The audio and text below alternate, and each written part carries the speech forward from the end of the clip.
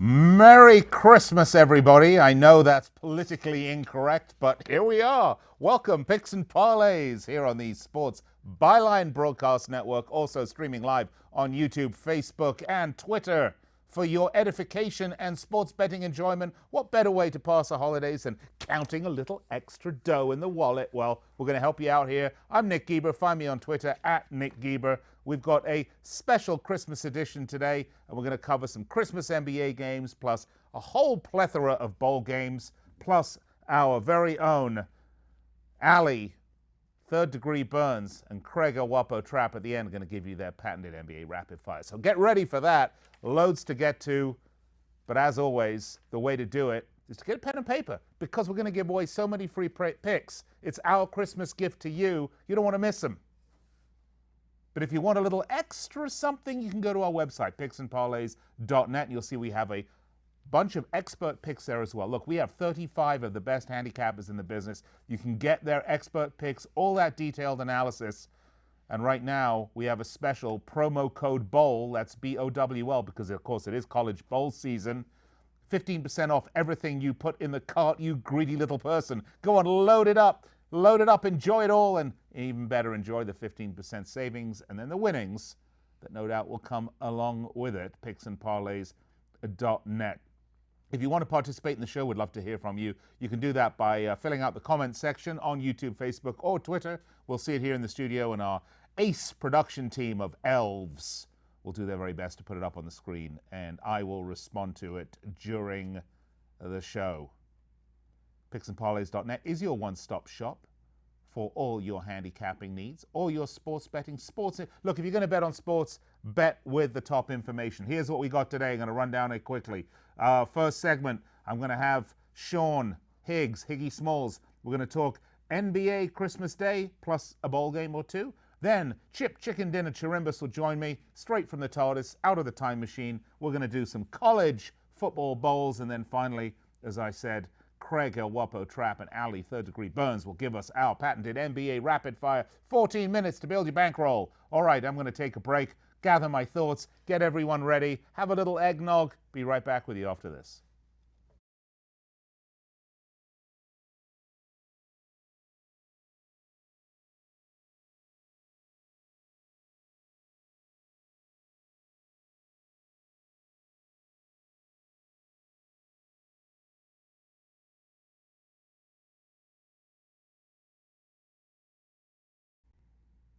Ho, ho, ho, ho, ho. And then there's Higgy Smalls. Welcome back. I'm your host, Nick Geber. This is Picks and Parlays here on the Sports Byline Broadcast Network, where we are each and every weekday, 4 p.m. 4 p.m. Eastern, 1 p.m. on the left coast. I've been traveling the world, delivering presents to children, so I'm a little discombobulated in terms of time zones today. There were a lot of lumps of coal given out. Well, what can I say? All right, let's get to it. We promised some NBA and a college bowl game or two. Joining me, my elf, straight from the North Pole, Higgy Smalls, world-famous rap star and also handicapper extraordinaire. You can find him at picksandparlays.net. Higgy, Merry Christmas to you. And Merry Christmas to you. Not the North Pole, just North Jersey. Isn't it the same thing, though? I mean, come on. Just with big hair and bad makeup. The hair.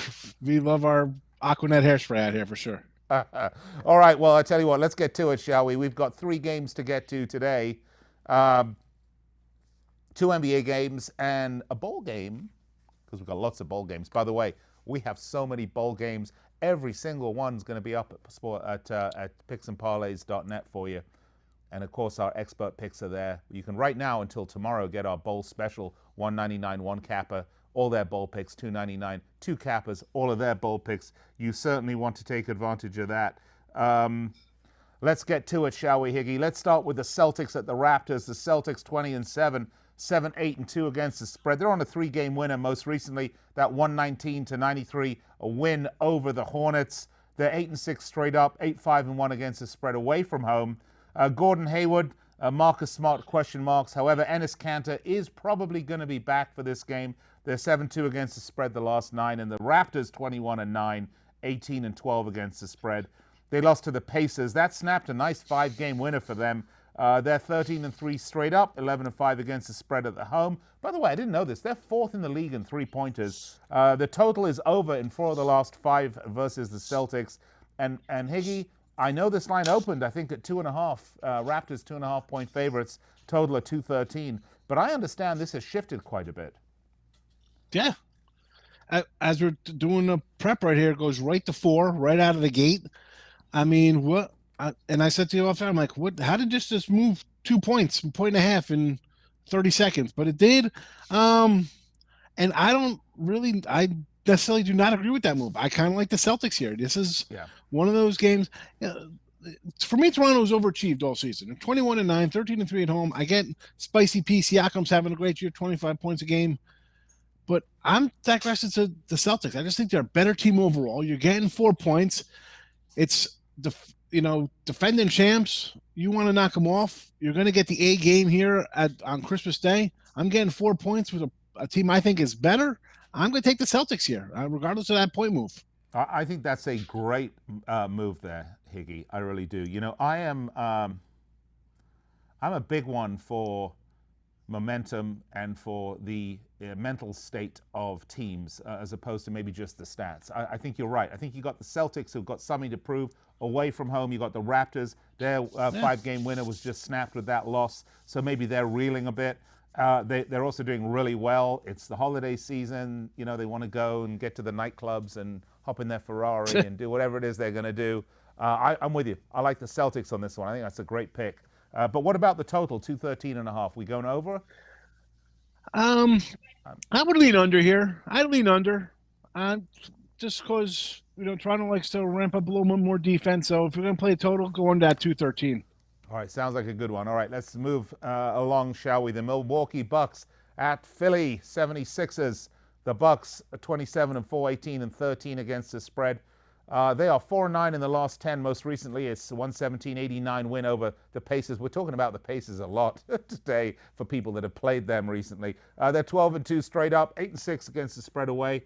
They lead the league in scoring, rebounding, and they're second in field goals. Bucks are a hot team right now. 6-1 against the spread in the last 7. And the Sixers, by the way, also pretty hot. 22-10, 14-17-1 against the spread. They're on a 2-game winner. They just beat the Pistons 125-109. They're 15-2 straight up, 8-9 against the spread at home. The total is over in 6 of the last 7 for the Sixers. And interestingly enough, the total is only 222.5 on this. And the Sixers, another line movement, Higgy, because they opened as 3-point favorites, and I understand that's moved now as well. Yep, up to 4.5. So obviously early money comes right in on 2 home teams, short faves here on Christmas Day.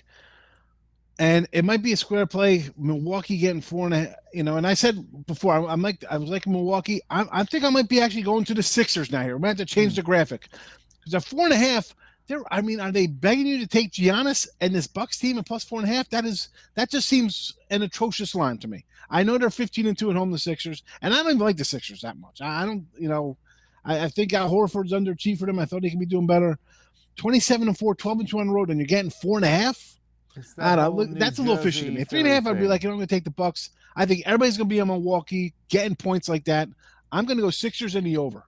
Sixers in the over. Like it. I think another great pick. But yeah, I'm with you. I think that's a good pick on the Sixers as well. Listen, the Bucks, I think the Bucks are great. They're so deep. They're a hugely deep team, deeper than Philly, but I don't know, man. That line moves it's just a weird number. Give me the Sixers here. I might make it a premium play, even though you're getting it for free here on the video. But you hear that? I like it. That's one of his premium plays, and he just slipped his tongue and gave it to you for free. Think of it as Higgy Smalls. I'm delivering like Santa. Very own Christmas gift to you, folks. All right.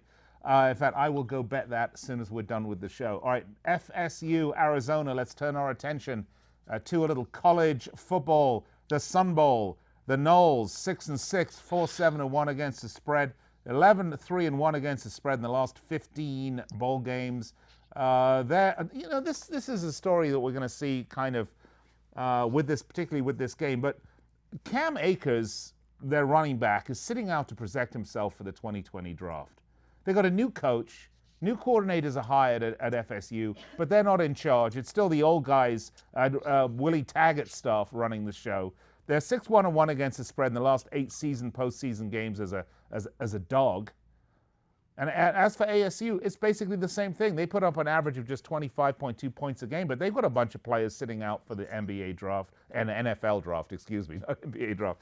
Their offensive coordinator was fired. I mean, you've got two teams that have no business being in a bowl game here to start with. And then you've got a bunch of them whose best players are deciding that they're not going to at least give one last game to the school that paid for their education and taught them how they couldn't even spell their name, and so that they and drool on themselves. I mean, but hey, they're going to graduate.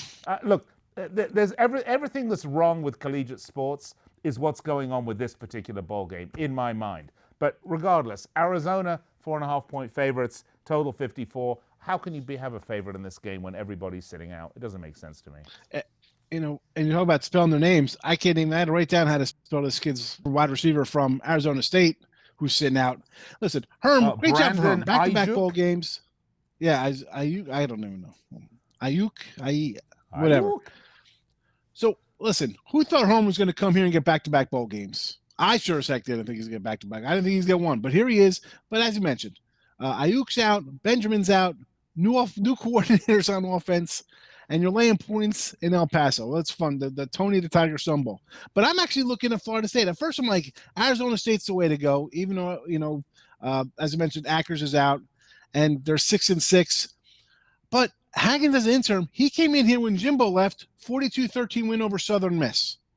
So the teams respond to him. They've won a couple games. I actually like Florida State here. I like the under of Florida State. I might actually sprinkle a little money line here on Florida State. They are Florida State. I get they're down. They still get 4- and 5-star recruits. This is still a prideful program, and the players got something to prove. You think they want to be 6-7? You know, apparently, the Taggart experiment was a brutal failure. You know, just I don't know. Florida State money line and the under here. You know what someone should do? Someone should just decide that they're going to fail him his last 2 courses and make him do another year at university. There we go. All right. That's not nice to do. That's definitely coal in the stocking for these guys. How can you go through that? Play for your school. Have pride. Take a scholarship. And then finally the bowl game, you're like, oh, well, you know. I mean, see, I got mixed feelings on that, Nick. I mean, I get, and people are like, they should pay. You get a free ride. You get schooling, board, food. You get, you know, medical. You get all that stuff. You're covered there. So taking a game off, especially in a small bowl, I really can't knock these guys. I mean, if you're going to be an NFL guy, I could see why risk it there. That's one game. All right. It's not like they sit out the whole year and declare themselves for the draft. Up next, you got to be around. It's Christmas chicken dinner. Chip Chirimbes up next.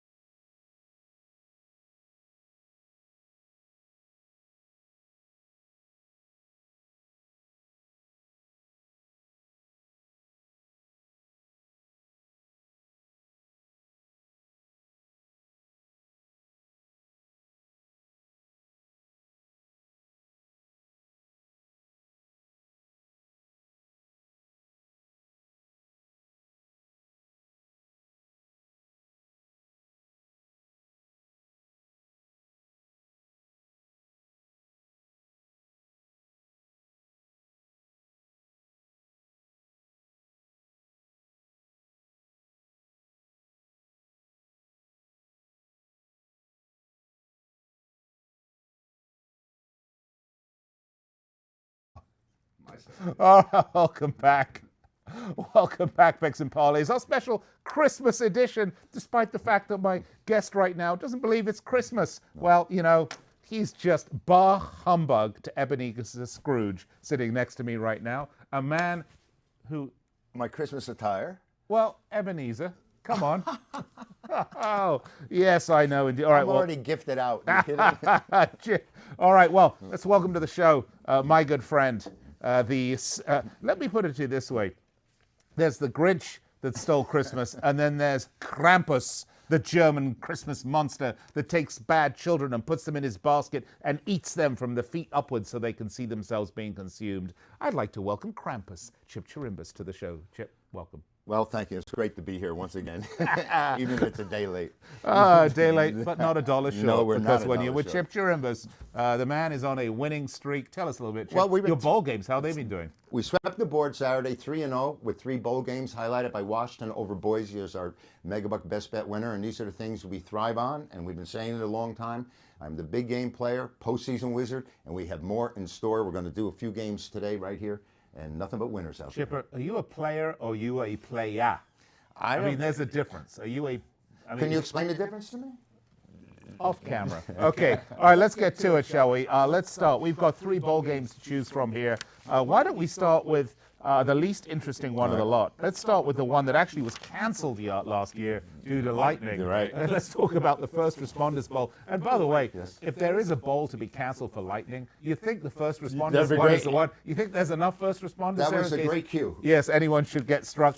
This is the Western Kentucky Hilltoppers, 8-4. 8-4 against the spread. They started 1-2, but then went 7-2 straight up. By the way, they had wins against UAB, Army. They had wins on the road against Arkansas and Southern Miss. That's pretty impressive stuff, by the way. They're 21st in the NCAA in scoring defense, 43rd in rushing. Total has gone over in 4 of the last 5, and they're facing the Western Michigan Broncos, 7-5, 5-6-1 against the spread. They're just 2-12 against the spread as a dog. Their offense, 34.2 points per game averaging. They're 4-2 against the spread in the last 6. Not surprisingly, the Hilltoppers favorites. But Chipper, I'm surprised. It's actually very small favorites, 3.5-point favorites, and a fair total, by the way, 52. Explain this one to me. All right. Well, what's happened is Western Kentucky is coming off a 3-9 season, so they've really snuck up on a lot of their opponents so far this year. And Western Michigan, coming from the MAC, is at 7-5, led the MAC in scoring, like you said, 34 points a game.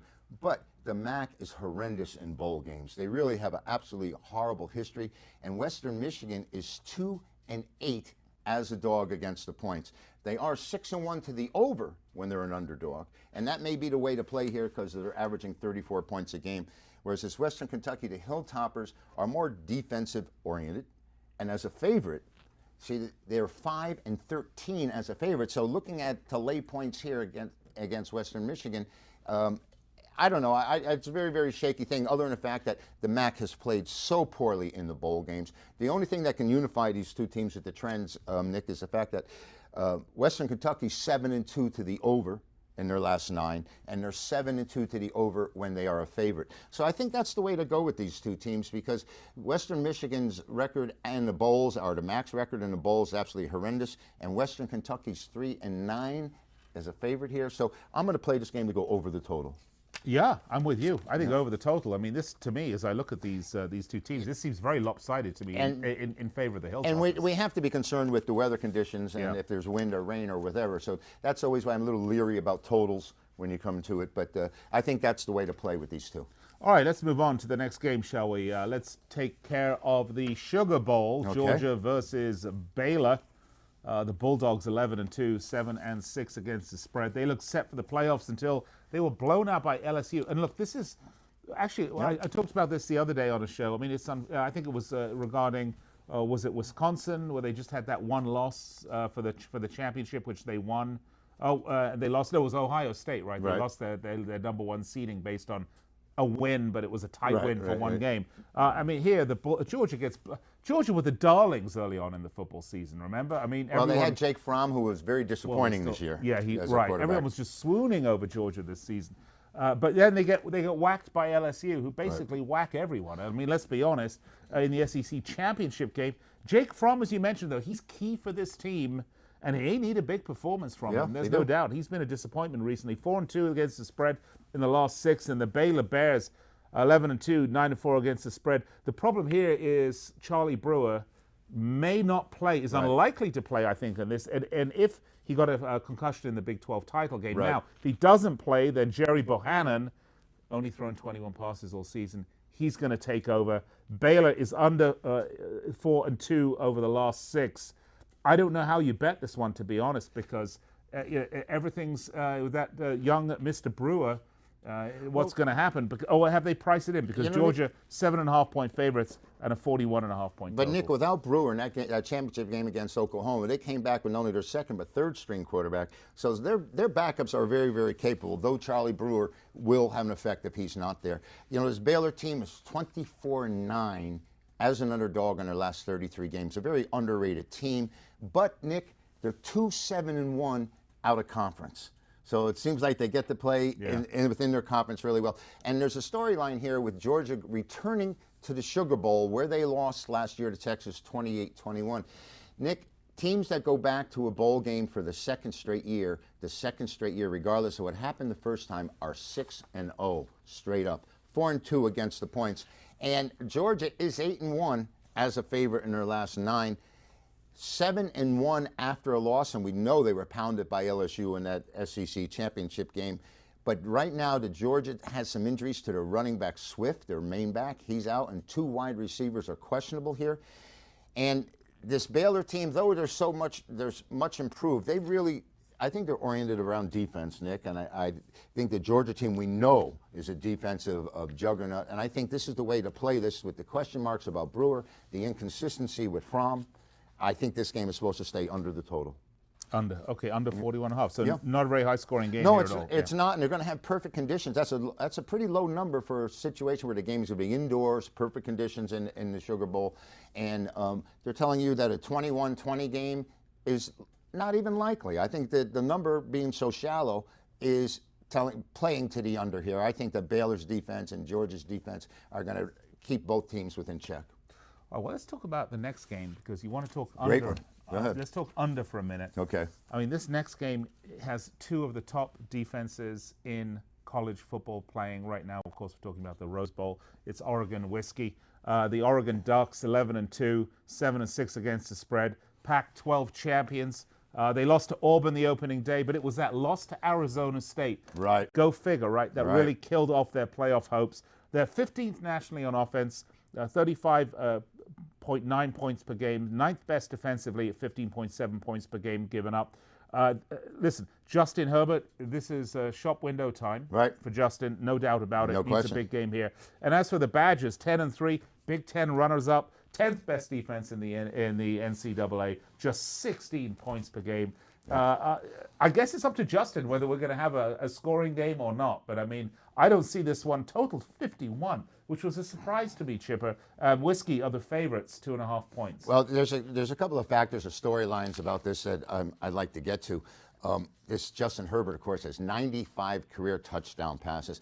This Oregon team pounded Utah in the Pac-12 game. They won that game by 22 points, 37-15. It wasn't even close. They dominated the game, and their top running back actually ran through the Utah defense, which was very unusual. But the storyline here between our 2 really great players, and they're very diverse, Justin Herbert, of course, being the quarterback at Oregon, and the big game player, Jonathan Taylor, who's run for over 6,000 yards for Wisconsin. And this is why a lot of the Wisconsin games do play to the unders, because they are a ground ball control team. Jack Cohn, who threw, 16 touchdown passes the entire year, has a passer rating, Nick, of 156, which means he's very efficient. They control the ball.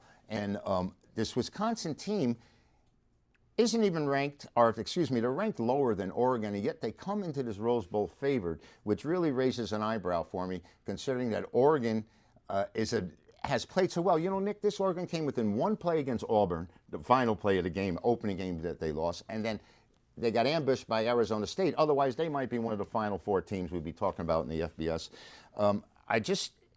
These 2 clashing. I think that Wisconsin controlling the ball is going to keep this game under. They've gone 5-2 to the under against the Pac-12, and usually the Pac-12 is considered a high-scoring conference, Nick, whereas the Big Ten is considered a low-scoring conference. So they're telling me here that the Big Ten is more or less going to dictate the tempo of this game. Maybe not the final score, but the tempo. And if you add that Oregon is 5-1 to the under when they're in non-conference, I think that's the way to go with these two teams. Play the game to stay under the total. Well, I mean, it only makes sense. You've got the 2 best defenses in college, 2 top 10 defenses in college football. I mean, that's a great pick. But it is unfortunate, I think, the way the selection committee Yes. selects the teams. I mean, the Rose Bowl is a worthy place for both Oregon and Wisconsin. Well, they sort of belong there, really. They do. But you have to question some of these. I don't like it, Chip. I don't like it because it's. You mean this particular bowl matchup? No, just the whole way that they seed and that they rank, and that there's just a big bias over. Not only that, Nick, we know that money talks. Yeah. And they didn't want Utah. They really were very happy Utah got beat because in the Final Four, this Oklahoma's more glamorous and they have more offensive power than say the drudgery of the way the Utes play. But having said that, it's money, and we got to go here. But having said that, I'm not sure that there's any team in the Final Four that don't deserve to be in that place. So absolutely. But I think you can make arguments for some other teams as well, but difficult arguments. Yeah, well, they're going to have the same argument when they expand to 8, which they will do. Which I'm looking forward to, by the way. Which I think actually would pretty much be perfect, because I think if you expand to 8, unless they say where you're an automatic bid if you win a specific conference. You may have a team win a conference that is like 8-6 on the year, and they're going to go to the Final Four. That, I think, is a misnomer. They shouldn't do that. Take the best 8, the best 8 overall. Okay, go ahead. We're ready to go. We got to go. Coming up, NBA Rapid Fire with Third Degree Burns and Craig Trapp.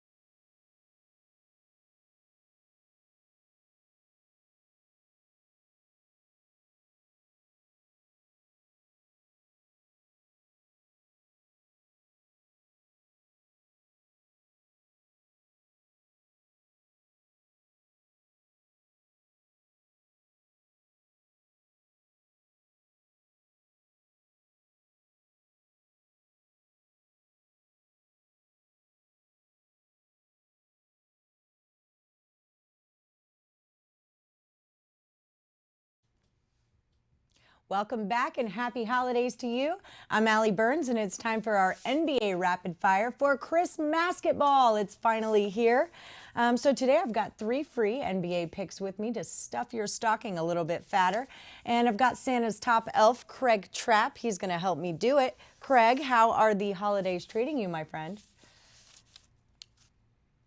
Midwest, and it's in the 50s on Christmas Eve evening or afternoon. I get late afternoon. So excited about the big day of Christmas basketball, though, in the NBA. I mean, these, of course, are the featured games. Maybe a few of these matchups aren't what we thought they were going to be with so many injuries, but doesn't mean we can't make just as much money without some of these stars and these teams.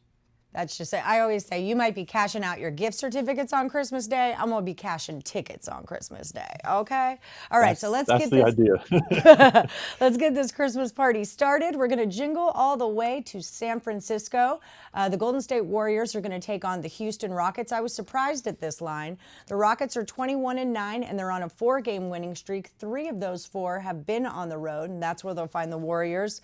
The Warriors are on a 2-game winning streak, which, hey guys, that's going to bring their record to 7-24 for the season, 3-7 for the last 10. I was a little surprised at this line at -1.5 towards Golden State. Do you have that same number? No, it's 10.5. The Rockets are favored by 10.5 in this. Okay, there we spot. Yeah. I mean, that makes more believe sense. me. If you're a Rockets better, I'm guessing you would wish that. But the total is 227.5. I was actually surprised it's so high because this Rockets team, yes, they score, but the Warriors, I mean, when is the last time they scored over 110, 115 points? They're just not that type of team without, of course, the firepower. They did score 113 in a win last time out and 106 the time before that, but they beat the Pelicans and the Timberwolves, two teams that have been really struggling, especially on the road. Before that, they lost 5 in a row, and the only time they scored above 110 was in an overtime game, overtime loss against the New York Knicks, the lowly New York Knicks, that is.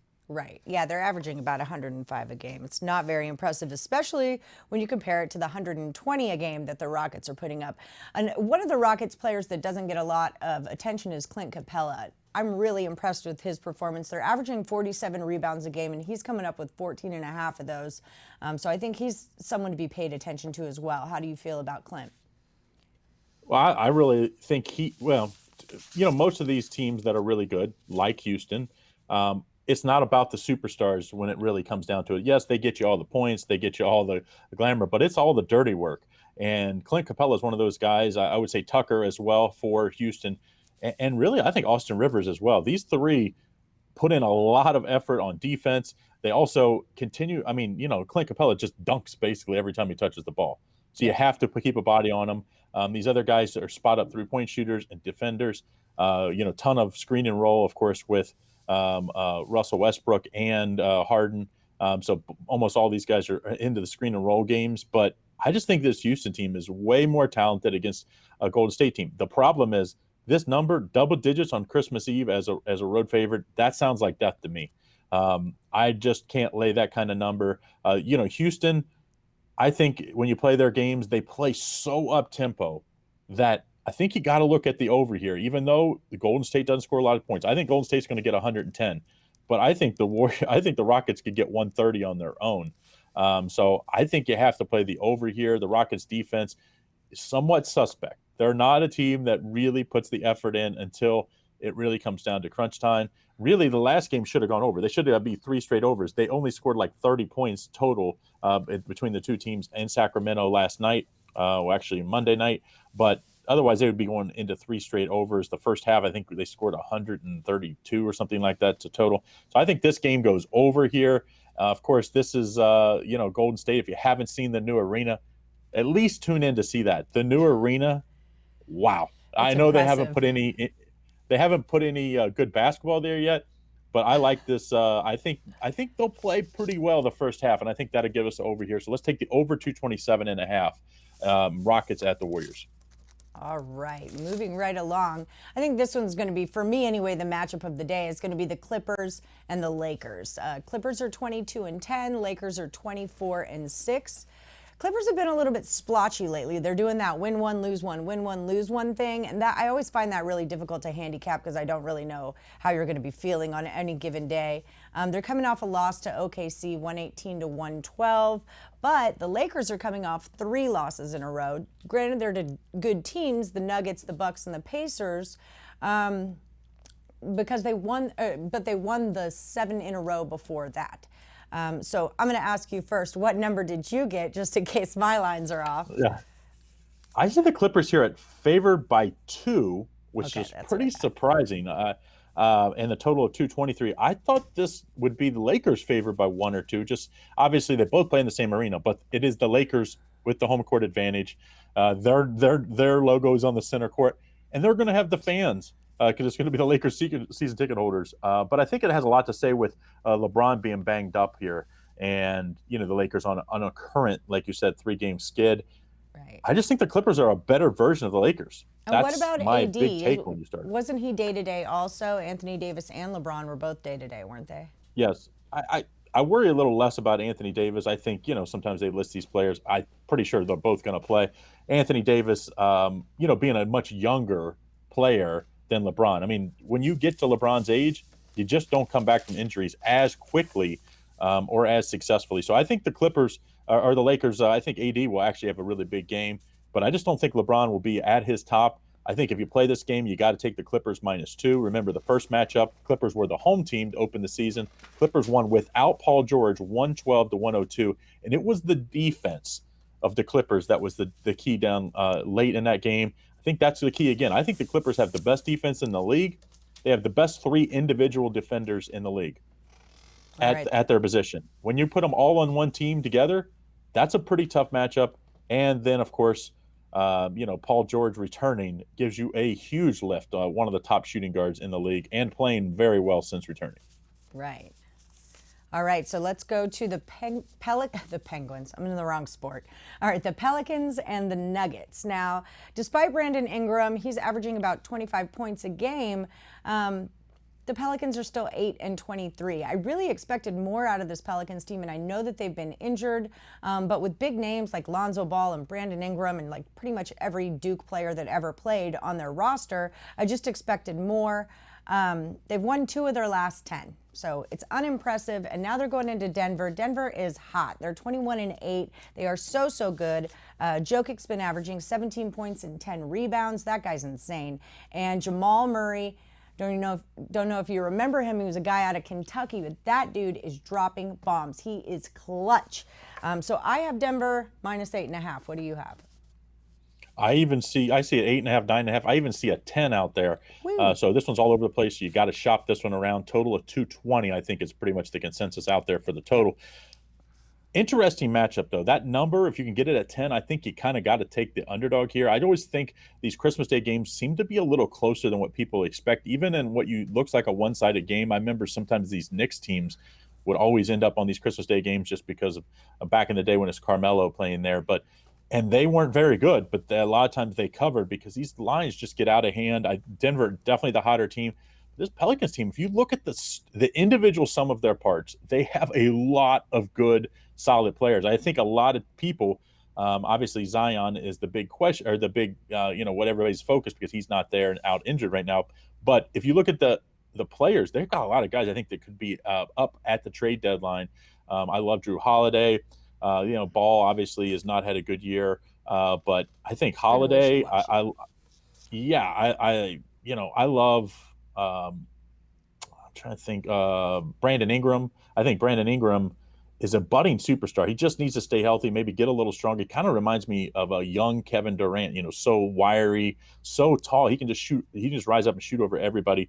This team almost beat the Lakers. About 3 or 4 weeks ago when it was the first time AD returned to New Orleans. I think New Orleans will step up big here. I think players love playing on Christmas Day. They really step up. I think the Pelicans if you can get that at double digits, even at 9.5, I would still play them. I think this is a much closer game. I like these big underdogs on Christmas Eve or on Christmas Day usually, and I'm going to stick with the New Orleans Pelicans.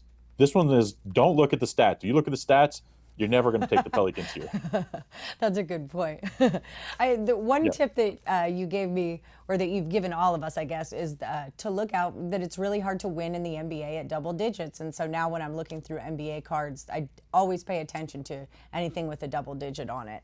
Quick, especially when you look at primetime games, you think about it. You spend your whole career, or your whole childhood growing up watching NBA on Christmas Day, TNT, ESPN, these featured games. Once a player gets to that point and you're getting double digits, they want to play at their best. Everybody, all their friends, their boys growing up, their families watching them, they want to perform just as good as the team that's favored by double digits. So I think that's the case here. I think New Orleans steps up in a big way. I don't think they're going to win outright, but I do think this is a much closer game. Make Denver really work for this one. And, I think it's a good way to finish off Christmas night on NBA Hump Day here. NBA Hump Day. I like it. Okay, so real quick, we've only got a few minutes left, but I want to do a little Christmas game with you. I'm going to give you a team, and you tell me what you would give that team for Christmas, all right? All right. So what would you give the Houston Rockets for Christmas?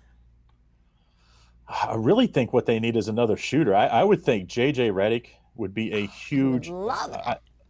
I'm a Duke fan. I would love that. I think he's going to be on the move. I think as soon as he got picked up by New Orleans, I was like, why is he going there?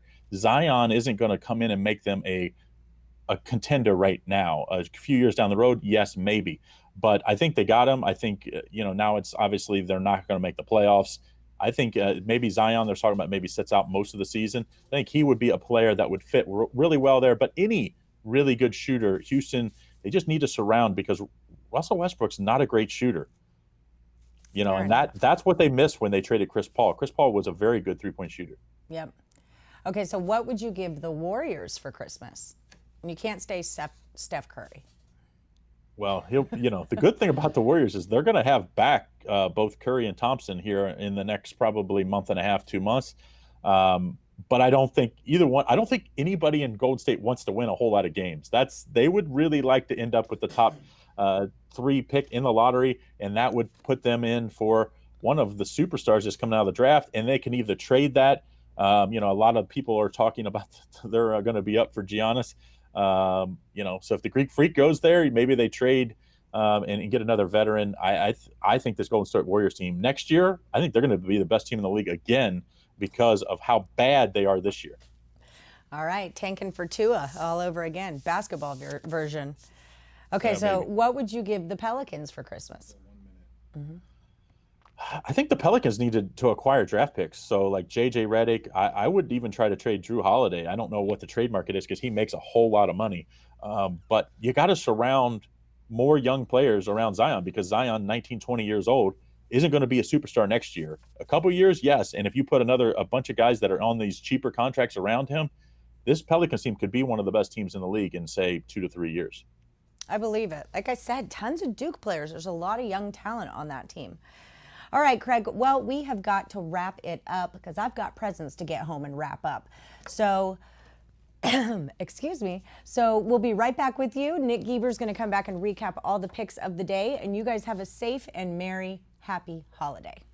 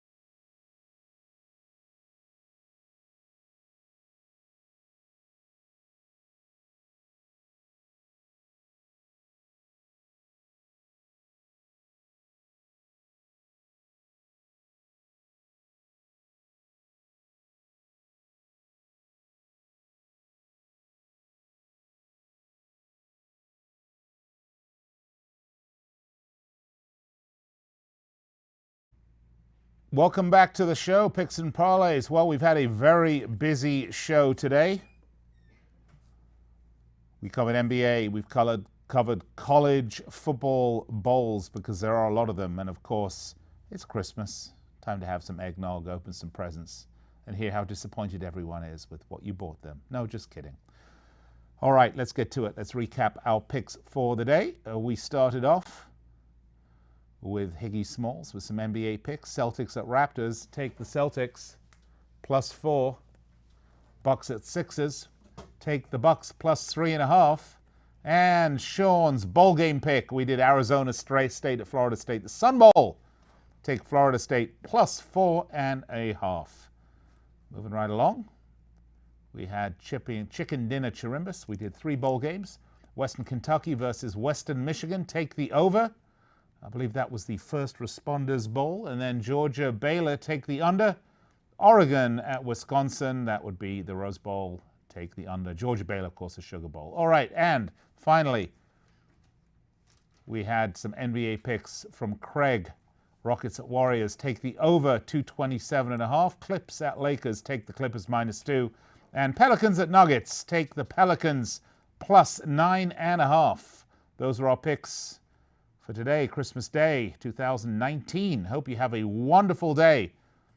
Lots of great gifts, family, friends, laughing, sports. Great time to be had by all. And don't forget, picksandparlays.net. We've got lots of free picks for you there, absolutely free. And when you're ready, our expert picks from any one of our 35 handicappers are there for you. Load up your basket, use